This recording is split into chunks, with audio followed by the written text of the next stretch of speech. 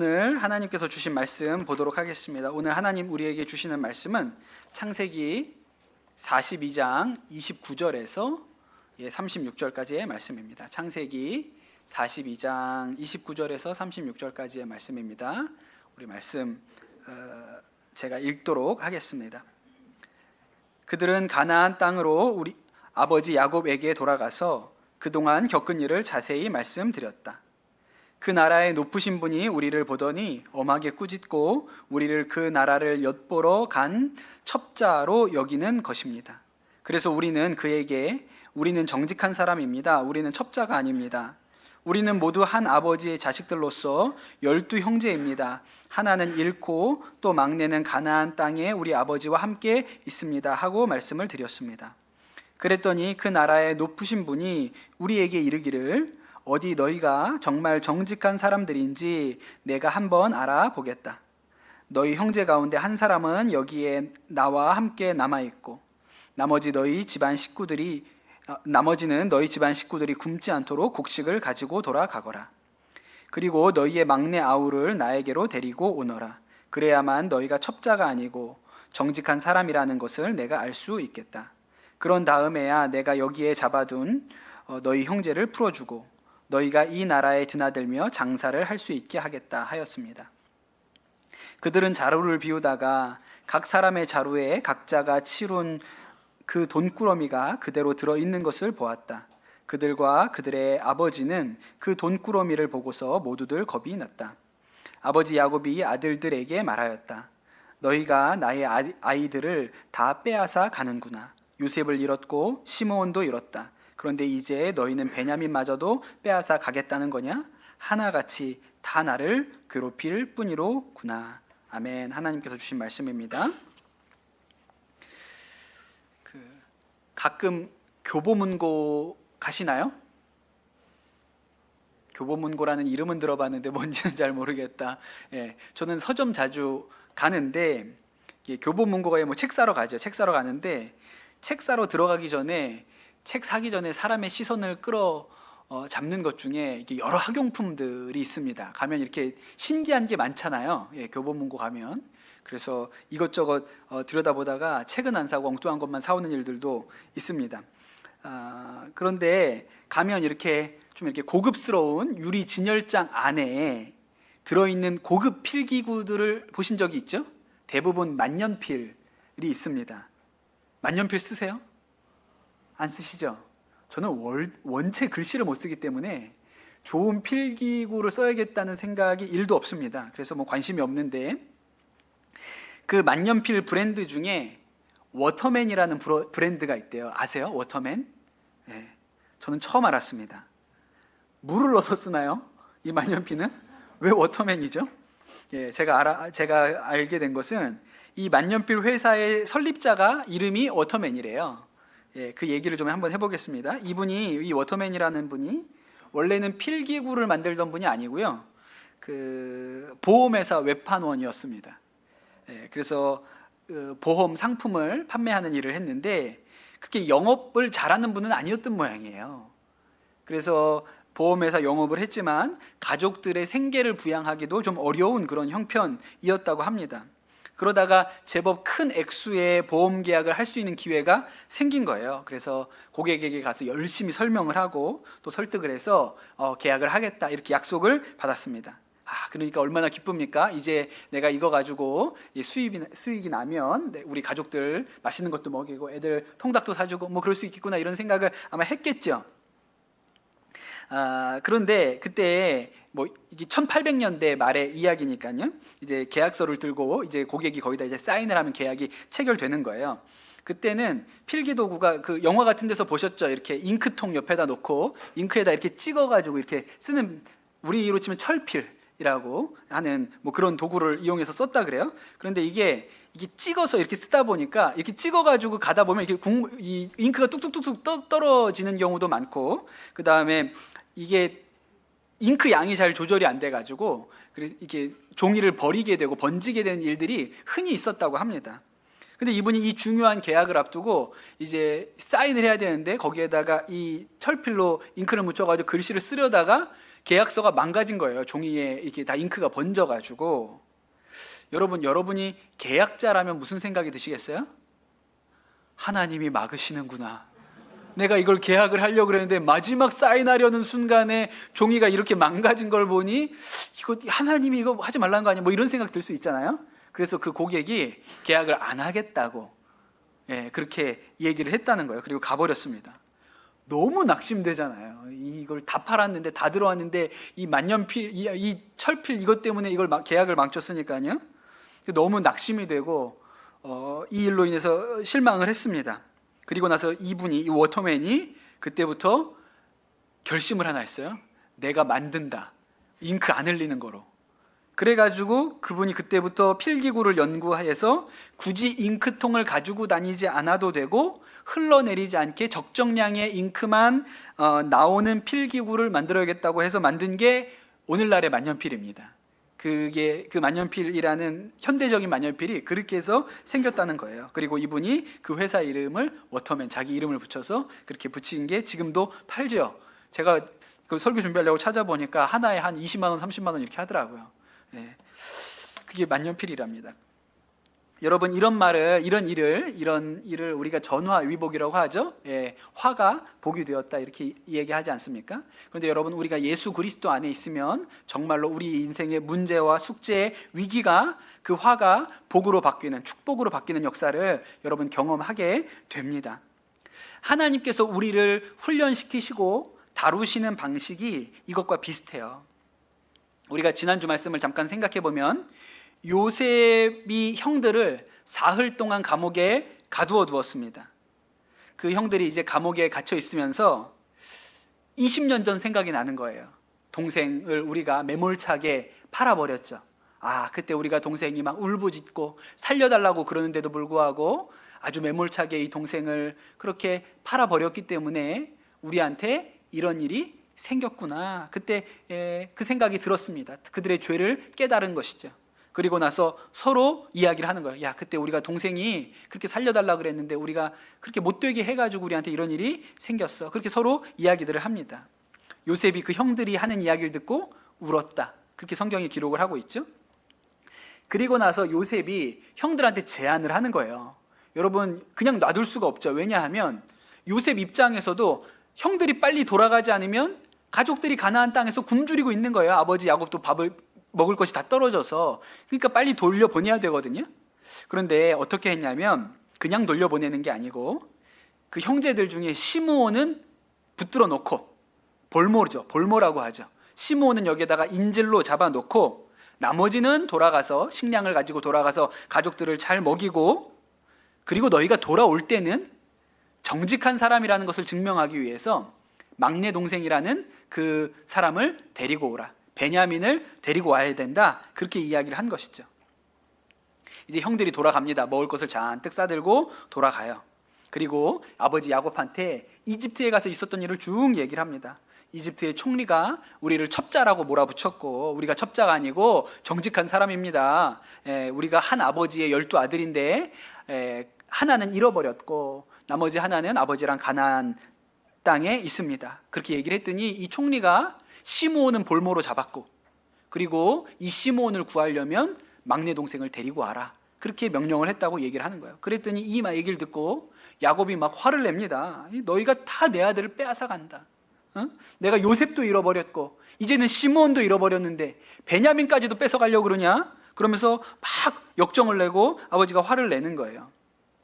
그러니 여러분, 야곱에게도 그렇고 야곱의 아들들, 이 요셉의 형들에게도 그렇고 지금 이집트에 시므온이 볼모로 잡혀있고 또 이 시므온을 찾기 위해서는 베냐민을 데리고 내려가야 되고, 근데 아버지는 못 보내겠다고 저렇게 길길이 날뛰고, 이 하시는 모든 일들이 아주 골치 아픈 문제이죠.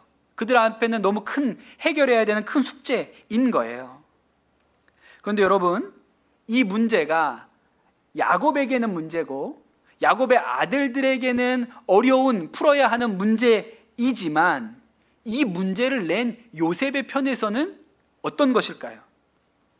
요셉의 편에서 보면 이건 문제가 아닌 거예요. 요셉이 왜 시므온을 인질로 잡았을까요? 시므온이 인질로 잡혀 있지 않잖아요? 그러면 이 식량을 가지고 돌아가서 돌아오겠어요? 안 돌아오겠어요? 안 돌아오죠. 무슨 사건이 있었냐면 그 형들이 그 곡식을 사가지고 돌아올 때 곡식 주머니를 이렇게 열어보니까 거기에 우리가 이 곡식을 사려고 냈던 돈이 그대로 들어있는 거예요. 그러니까 요셉은 배려한 거죠. 은혜를 베푼 거예요. 값을 치르고 사지 않아도 된다. 그래서 그냥 돈을 다 돌려준 거거든요. 근데 형들은 깜짝 놀랐죠. 큰일 났다. 우리가 분명히 돈을 낸 것 같은데 안 내고 그냥 왔나? 큰일 났네. 아버지 야곱한테도 그 얘기를 하니까 야 큰일 났다 어떡하냐. 그러니 이 형제들, 이 가족들은 두려운 거예요. 이집트에 내려가면 이제 앞으로는 더 큰일이 생길 것 같으니까 두려워요. 안 내려옵니다. 그러니까 시므온을 인질로 잡은 거예요. 그래야 내려오죠. 그러니 여러분, 요셉에게 있어서 시므온을 인질로 잡고 그 다음에 베냐민을 데리고 내려와야 한다는 명령은 문제를 준 게 아니라 가족들이 이 가뭄 가운데 떨어져 나가지 못하도록 붙들어 매놓은 거예요. 안 올까봐 이 시므온을 볼모로 잡아서 도망가지 못하도록 붙들어 매놓은 것이죠. 그러니 이 시므온 때문에, 베냐민 때문에 사실은 이 가족이 구원을 얻고 생명을 얻게 되는 거예요. 여러분, 하나님께서 우리에게 일하실 때도, 우리를 훈련시키실 때도 그런 때가 많다는 것을 알아야 됩니다. 우리가 볼 때에는 문제처럼 보여요. 저걸 어떡하지? 저 문제를 어떻게 풀지? 이렇게 보입니다. 그런데 여러분, 문제를 낸 하나님의 편에서는 그 일이 문제가 아니라 우리가 하나님으로부터 떨어져 나가지 못하도록 붙들어 놓은 은혜의 끈이에요. 사람들마다, 저마다 인생에 문제가 있습니다. 잘 풀리지 않는 문제가 있죠. 건강의 문제이기도 하고, 경제적인 문제로 발목을 잡혀서 그 문제가 오래 가기도 하고요. 또 자녀들 문제로, 또 가정 문제는 오래 갑니다. 금방 해결되지 않아요. 그런 문제들이 우리한테 있습니다. 우리가 볼 때는 너무 답답하죠. 이거 어느 세월에 해결해 주십니까? 이거 언제 우리한테 우리가 여기에서 이 문제로부터 벗어나게 해 주실 거예요? 그렇게 우리는 생각하잖아요. 그런데 여러분, 그 문제가 사실은 우리를 하나님으로부터 떨어져 나가지 않도록 붙들어 매고 있는 하나님의 끈이라는 것을 알아야 하는 것이죠. 그 문제가 시므온이고 그 문제가 베냐민인 거예요. 그러나 이 문제 때문에 우리가 하나님으로부터 도망가지 못하게 한 것이죠. 사도 바울은 출신도 좋고 배경도 좋고 학벌도 좋고 능력도 좋은 소위 잘 나가는 사람입니다. 그런데 그가 예수님을 믿고 나서 그 자랑했던 모든 것을 버렸다고 했어요. 그리고 하나님 앞에 기도했습니다. 더 성공하게 해주세요. 더 부자 되게 해주세요. 이런 거 아니고 딱 하나님 앞에 한 가지 구하는 게 있었는데 뭐냐면 몸이 좀 건강하면 좋겠어요. 고린도 후서에 보면 사도 바울이 나는 육체에 가시를 가졌다고 얘기를 합니다. 그게 알 수는 없지만 몸에 질병이 있어요. 그것 때문에 너무너무 힘들고 고통스러운 거예요. 그래서 하나님 앞에 구합니다. 하나님, 이 가시를 좀 빼주세요. 제거해 주세요. 제가 좀 건강하게 해주시면 더 열심히 전도하고 더 하나님 섬기고 그럴 수 있을 것 같은데 하나님 저 좀 고쳐주세요. 그렇게 3번을 구했습니다. 그런데 하나님은 고쳐주지 않으셨어요. 그리고 이렇게 응답하셨죠. 나의 은혜가 너에게 족하다. 내 능력은 약한 데서 완전해진다. 그렇게 얘기를 해주셨어요. 그 말을 듣고 사도 바울이 뭐라 그랬어요? 크게 기뻐한다 그랬어요. 크게 기뻐하고 내 약함을 자랑한다 그랬습니다. 그러니 사도 바울이 뭘 알았을까요? 그 가시 때문에 자신이 하나님께 붙들려 있는 거예요. 그 가시 때문에요. 제가 지난주에 선한목자교회 젊은이 교회에 가서 말씀을 전하고 왔습니다. 한 달에 한 번 이렇게 청년들이 저녁 때 모이는 예배가 있는데 와서 좀 설교를 해달라 그래서 지난주 화요일에 가서 말씀을 전했어요. 청년들이 생각보다 많이 모였더라고요. 참 귀하다. 우리 청년들이 이렇게 화요일 저녁에도 이렇게 예배의 자리로 모이니 참 귀하다. 제가 그런 생각을 했습니다. 제가 그날 설교를 하러 갔기 때문에 이렇게 온 건 아닙니다. 그냥 원래 오기로 돼 있었어요. 그래서 온 건 아니에요. 그때 제가 요셉 얘기를 했습니다. 제가 요셉에 늘 은혜를 받고 있으니까 이제 가정에서 요셉처럼 생명을 살리는 자가 되라, 그렇게 말씀을 전했거든요. 그러면서 설교 말미에 제가 20대 때 저희 아버지 부채를 제가 대신해서 갚았던 얘기를 그 설교 말미에 그렇게 나눴어요. 그런데 그렇게 설교하고 와서 지난주 주중에 전화가 한 통 왔습니다. 아마 그 설교를 들었던 어떤 청년인 것 같아요. 전화를 저에게 했어요. 그리고 본인도 부모님의 빚을, 아버지의 빚을 본인이 갚아야 되는 상황이라고 이야기를 하는 거예요. 얘기를 들어보니까 너무 힘들 것 같아요. 아버지가 남긴 빚이 5천만 원이라고 했습니다. 그걸 자기가 갚아야 된다고 얘기를 했어요. 제가 갚았던 것보다 몇 배가 많아요. 너무 안타까운 생각이 들었어요. 그러면서 이 청년이 저에게 하는 이야기가, 자신은 외모도 별로고 직장도 반듯하지 않고 거기에다가 이렇게 아버지로부터 빚까지 물려받았으니 자신은 결혼도 할 수 없을 것 같다, 그렇게 이야기를 해요.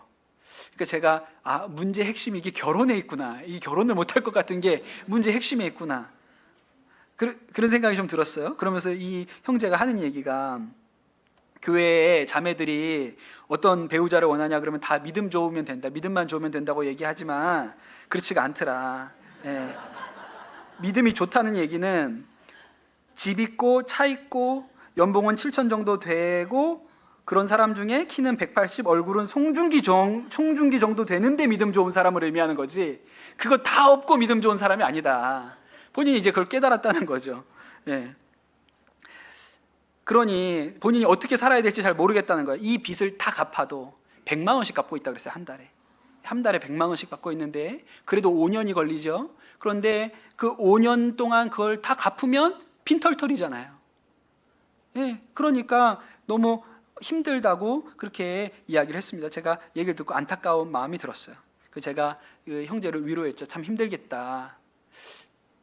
여러분, 저도 위로할 줄 아는 사람입니다. 저라고 막 늘 윽박지르고 정신 차리라고 뭐 이렇게 막 하는 사람은 아니에요. 물론 뒤에 그렇게 얘기하지만 앞에는 일단 위로를 조금 하고 위로를 조금 던지고 나서 그런 얘기도 하는 사람입니다. 그래서 제가 뭐라고 했냐면, 근데 형제님, 문제를 보지 말고 하나님을 봅시다.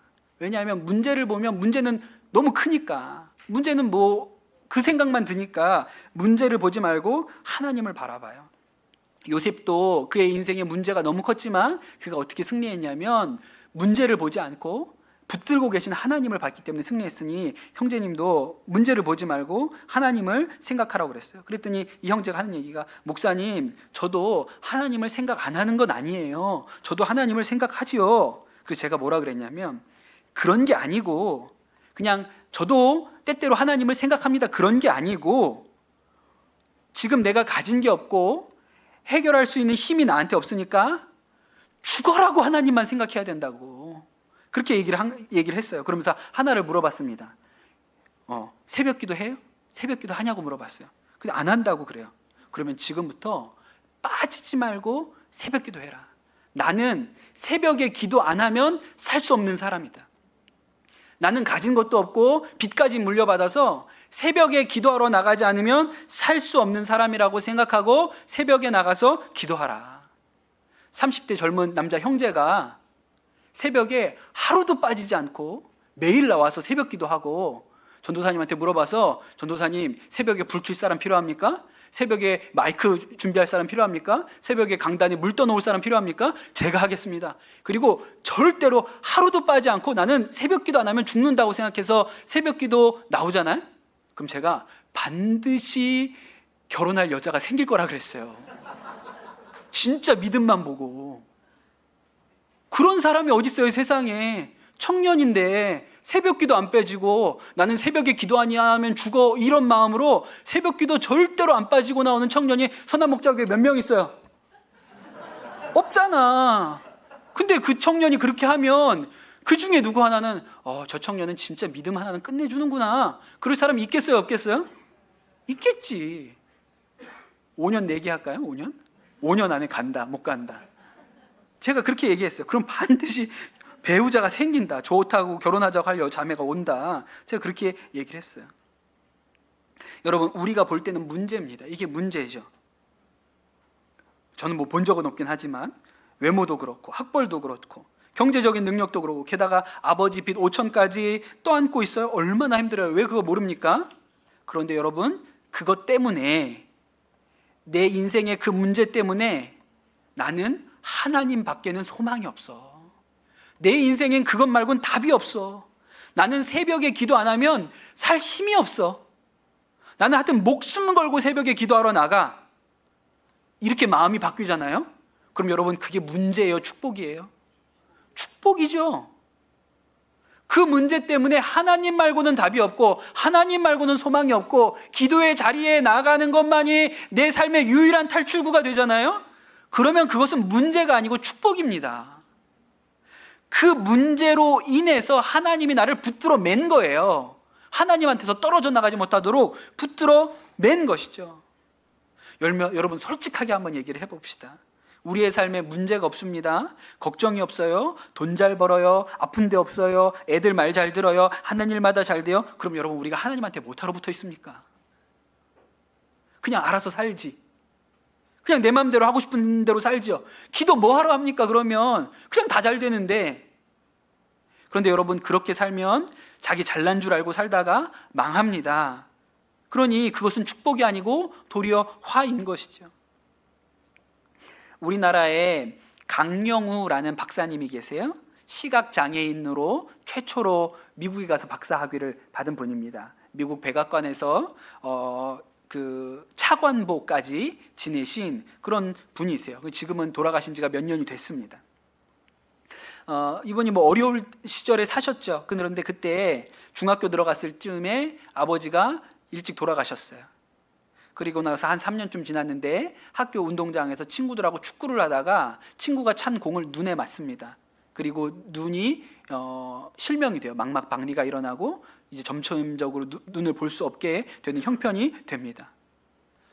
3년 전에 남편을 잃었는데 이 아들까지 실명을 한다는 얘기를 엄마가 듣고 나서 엄마가 그 충격으로 돌아가세요.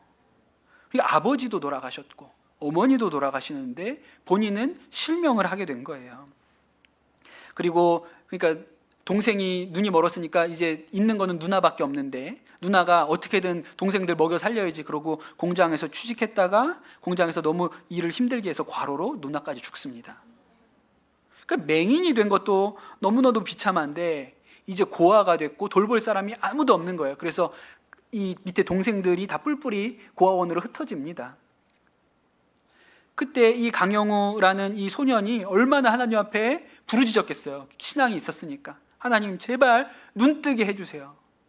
아버지도 돌아가셨고 어머니도 돌아가셨고 누나도 죽었는데 동생들은 제가 어떻게 먹여 살려야 되지 않습니까? 근데 눈을 제가 볼 수 있어야 동생들이라도 거두죠. 제발 눈 좀 뜨게 해주세요. 얼마나 그가 하나님 앞에 부르짖었는지 몰라요. 그러나 하나님이 응답하지 않았습니다. 이렇게 얘기하세요. 나는 응답받지 못했다고 생각하고 절망의 수렁 속에 빠져들었다. 그러다가 그때 사도 바울도 응답을 받지 못했다는 사실을 깨닫고 생각이 바뀌었다. 바울의 약점을 고쳐주시지 않고 그 약점 그대로 위대한 하나님의 도구로 사용하셨듯이 나의 실명도 그 자체로 축복의 통로로 사용하실 것이라는 확신을 가지게 되었다. 강영우 박사님이 자주 하시는 이야기 중에 이런 게 있습니다.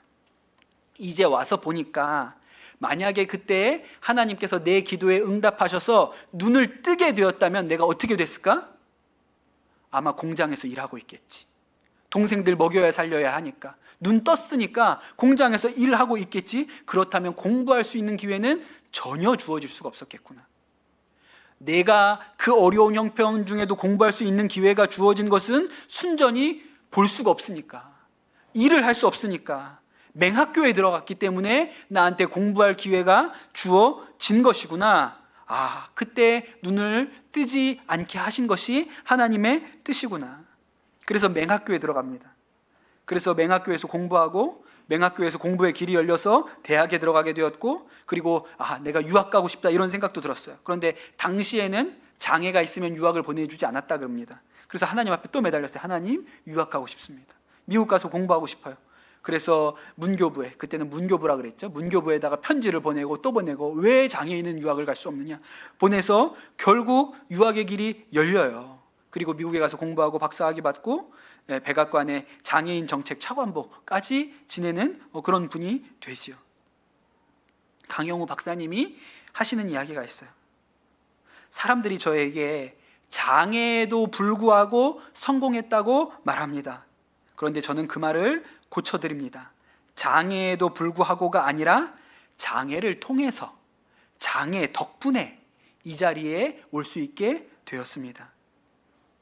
그럼 여러분, 그 중학생 때는 실명하고 부모님 다 돌아가시고 너무너무 고통스럽고 힘든 일 아니었습니까? 이게 너무나도 넘을 수 없는 문제 산처럼 느껴졌죠?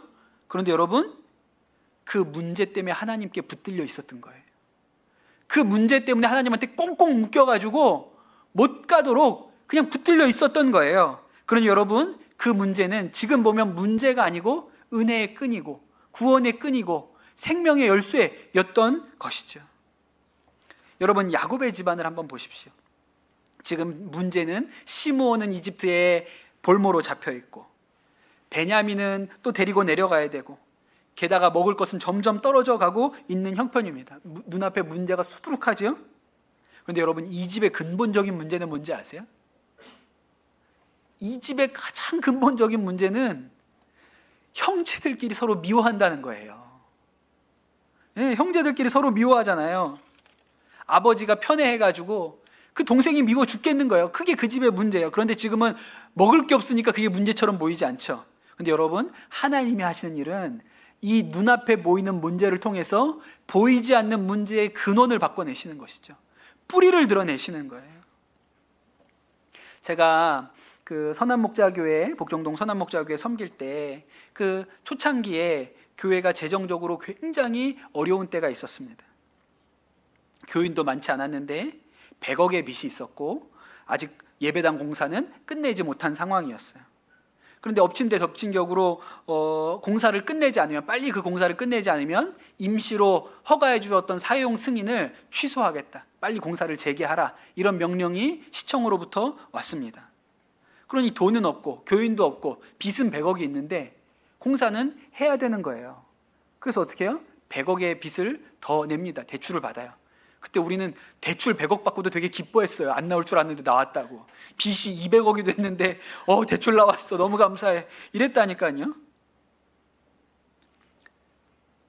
앞에 있는 100억은 시므온이고요, 뒤에 있는 100억은 베냐민인 거예요. 이러지도 못하고 저러지도 못하고. 그때는 그게 문제로 보이죠. 그런데 그때 유기성 목사님이 이렇게 생각하신 거예요. 어차피 아무리 노력해도 우리가 이거 못 갚는다. 지금 우리 숫자로 헌금해서 쥐어짜고 아껴 쓰고 성도들 탈탈 털어도 이거 못 갚는다. 이거 하나님 도와주시지 않으면 이거 부채 갚을 수 없다. 그러니 우리는 빚을 어떻게 갚을지 생각하지 말고 그냥 딱 한 가지, 하나님 보시기에 아름다운 교회만 세우자. 그래서 하나님 마음에, 야, 저 교회가 없어지면 저건 너무 아깝다, 저 교회가 없어지면 그건 좀 나한테 손해다, 저 교회를 정말 하나님의 기쁨이 돼서 저 교회는 내둬야지, 저기 교회까지 없어지면 좀 내가 속상하지, 그런 교회를 만들어야 교회가 산다. 그러니 우리는 다른 생각하지 말고 그냥 어떻게 하면 이 교회가 하나님 기쁘시게 할 수 있는지 그것 하나만 생각하자. 그래서 그 어려울 때도 어려운 사람들 다 돕고 선교할 거 다 하고, 일본 형제교회에서 5억 필요하다 그러니까 200억이나 205억이나 뭔 차이 있냐, 5억 더 대출받아, 그래가지고 갖다 보내주고. 그래서 교회가 섰잖아요. 그래서 교회가 선 거예요. 그러니 우리가 볼 때는 문제인데, 200억이 뭐 넘을 수 없는 문제인데, 하나님 편에서는 그 200억 빚을 얹어놓고 꽁꽁 묶어놨네. 하나님 앞에 너네는 그냥 내 기뻐하는 뜻대로만 교회 세워, 그렇게 그냥 꽁꽁 묶어 놓은 거예요. 그럼 여러분, 제가 우리 교회 와서, 우리도 좀 빚이 있지 않습니까? 급격하게 줄어들고 있지만 급격하게 빚이 줄어들고 있지만 우리도 빚이 좀 있지 않습니까? 문제고 위기가 있죠? 아니요, 그게 시므온이고 그게 베냐민인 거예요. 그게 우리를 묶어놓은 거예요. 하나님한테 못 도망가도록. 제 친한 후배 목사님 중에 인천에서 큰 교회 담임하시는 목사님이 계십니다. 진짜 귀한 목사님이신데, 이분은 원래는 그 방주교회, 인천에 있는 방주교회, 박보영 목사님 담임하시는 방주교회에서 부목사 하던 분이에요. 그런데 방주교회에서 첫 번째로 분립개척교회를 하는데, 그 분립개척교회 개척자로, 담임자로 이 목사님이 이렇게 선정이 되신 거죠. 그래서 뭐 저보다도 빨리, 저보다도 후배인데, 저보다도 빨리, 그러니까 한 30대 초중반에 개척을 하셔가지고 지금은 한 1000명 이상이 모이는 큰 교회가 됐습니다. 그 제가 부럽잖아요. 그 부러워요, 안 부러워요? 부럽잖아요. 그래가지고 물어보죠. 목사님, 어떻게 거기도 분목사님 많은데, 그 목사님이 그 첫 번째 분립개척교회 그 담임자가로 이렇게 선정이 됐어. 이렇게 물어보니까 이렇게 대답해요. 저한테 형님 그러거든요. 징그러워 죽겠어요. 형님 그게 아니고요. 형님 아시잖아요. 저희 애가 아프잖아요. 아이가 아파요. 장애가 있는 아이가 있거든요. 근데 박보영 목사님이 저를 불러서 그러시더라고요. 김 목사님 이번에 분립개척 김 목사님이 하셔요. 김 목사님이 하시는데, 내가 왜 김 목사님한테 개척시키냐면, 목사님은 적어도 딸 때문이라도 하나님 앞에서 엉뚱한 짓 못할 사람이기 때문에 시키는 거예요. 딸 아프니까 딸 생각해서라도 엉뚱한 짓 하지 말고 하나님 앞에 신실하게 거룩하게, 저 딸 때문에라도 목사님은 그렇게 하나님 앞에 죄 안 짓고 목회할 사람이다, 내가 그렇게 생각해서 목사님한테 시키는 거예요. 그렇게 얘기하셨다는 거예요. 그러니 아픈 딸이 볼모예요. 시므온이에요. 아픈 딸이 붙들려 있는 거예요. 근데 여러분, 그 아픈 딸이 볼모입니까? 시므온입니까? 아니죠. 은혜의 끈 아니에요? 이 목사님 엉뚱한 짓 못하고 목회만 열심히 하게, 하나님만 바라보게, 하나님 기쁨으로 살도록 그 딸이 어떻게 한 거예요? 묶어 놓은 거잖아요. 도망 못 가게요.